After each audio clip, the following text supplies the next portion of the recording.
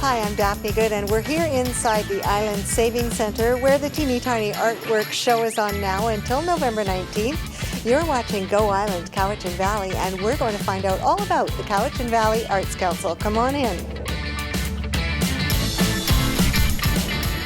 On today's show, we will explore fabulous Christmas gifts, get some delicious cooking ideas at the Stone Soup Inn, and we'll find out about the ways you can contribute to Cowichan culture.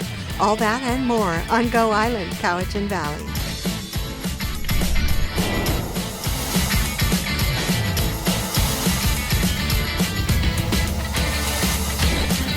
Go Island is brought to you by German Auto Import Network.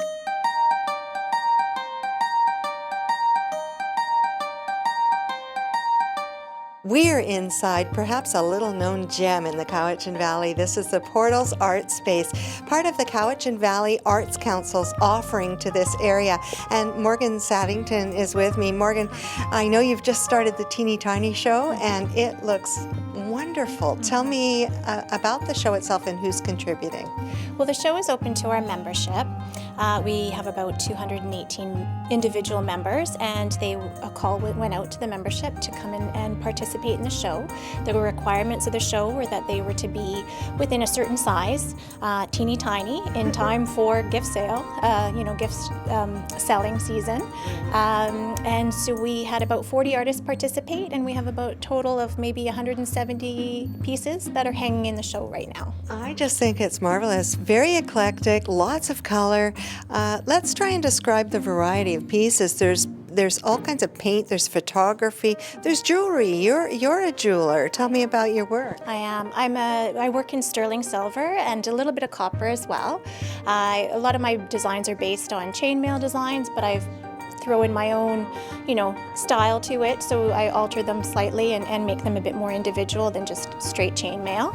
I've been making jewelry for, 15 plus years. Yeah, so it's my side job. I'm here and and then in my studio as well. So, yeah. I know the opportunity to connect with artists in the valley must be fabulous, because it seems to me there's an artist under every rock out in the Cowichan Valley area. What is the actual area that you represent, Morgan? We represent all of the Cowichan Valley. So South Cowichan, we have members from Mill Bay, Shawnigan, Cobble Hill, all the way up through Chemainus. We have members from Crofton, Ladysmith. So we're all over Lake Cowichan as well. So we have a big sort of network out there. I don't want to give up the opportunity to talk about some of the people that are exhibiting in the Teeny Tiny Show. There are even some pieces that are mounted near the entrance that look almost like jewelry in themselves, but they're mounted behind glass. They are jewelry pieces, brooches, I believe, that have been put into shadow boxes so they could be on display, but the box is also open, and then you can pull the piece out and wear it as well. So those were quite fascinating pieces put together by Renee Deerhart, and she's just out in Satlam area. Wonderful artist. There really is something for everybody, and not just teeny tiny in size, but some of the prices are teeny tiny, very affordable pieces. There's some wonderful fabric art at the front. The fabric pieces are put together by Sandra Greenaway, and she's a local fabric artist, makes wonderful purses. She does kimonos as well. But her pieces last year from the show, we had little tiny purses, and they just sold like hotcakes. So the ones at the front of the space today, this time around, I think will go pretty quick as well. Well, it's certainly well positioned right before Christmas, a perfect time for gift giving, and people can come and have a look for themselves. When is the gallery open?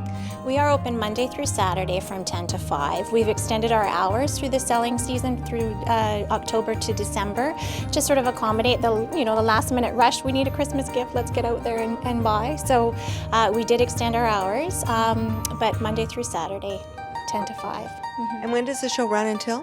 This show is on until the 19th of November. Good time. Yeah, and it also coincides with the Christmas chaos that's happening in the center. I believe the 14th through to the 17th. Right. Mm-hmm. Thanks, Morgan. We're going to see you later to talk about what's coming up in this space in the months to come. And in the meantime, we'll tell you about the diversity of the CVAC, who they represent, who are involved. Many volunteers are also involved. But first of all, after a break, you're going to find out about great ways to cook meat. Now, our Paul Beilstein is a guy that loves to barbecue. And he was a bit stymied thinking about the fall-winter season. He's not a guy that wants to barbecue in the winter. So he's found out some great ways to prepare food, and that's coming up after our break.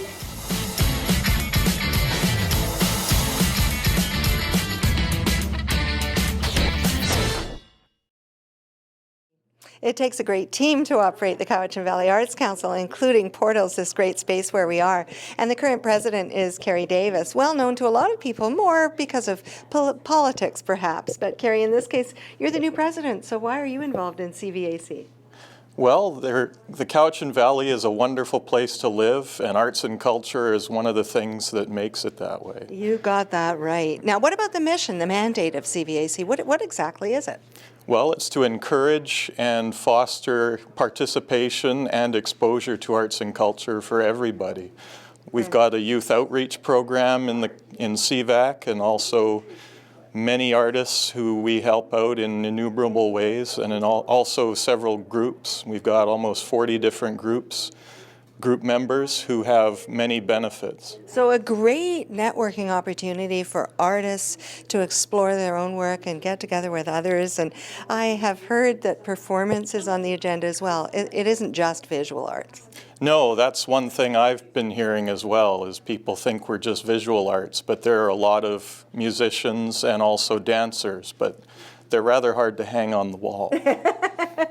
I'm sure you'll figure a way to come at this from a very artistic angle. So now Judy is past president. You've got a roughly 6 years involvement. You're absolutely very involved and passionate about the CVAC organization. So what is it that attracted you in the first place, Judy?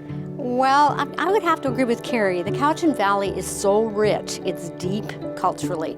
So arts, culture, and heritage is very important. But what I saw when I moved here in 2007, and I did join CVAC at that time, just as a member, but I saw that people operated very intensely in small groups, in little pods, but that there was not a lot of cross referencing. They simply were too busy and too passionate to recognize what an outsider, and I'm not just saying this, I'm seeing this, but all sorts of outsiders see.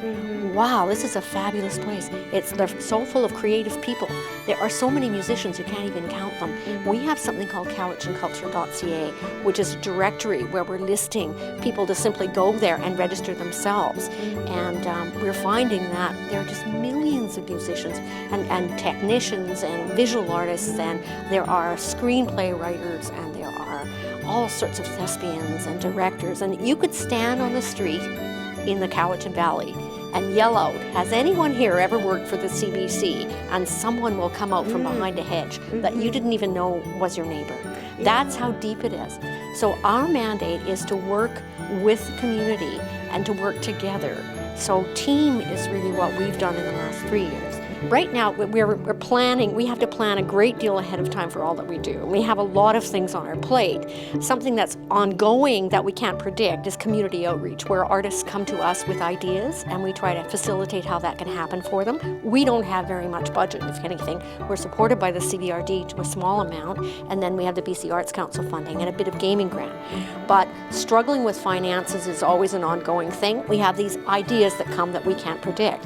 And then we have this large annual visual arts show that we try to involve other genres as well. And this is the Cowichan Valley Fine Arts Show, which is in the spring each year. And so this is our 44th annual that's coming up. It's open to all members, so we're looking for 150 pieces. And then we have a team of outside of the Cowichan Valley professional jurors who come in and select 40 to 50 pieces called the best of the best. So the show is called The Best of the Cowichan Valley. The traveling jury show is called The Best of the Best. Art is no more important than recreation. We're here because we love the Cowichan Valley and we're living together in harmony.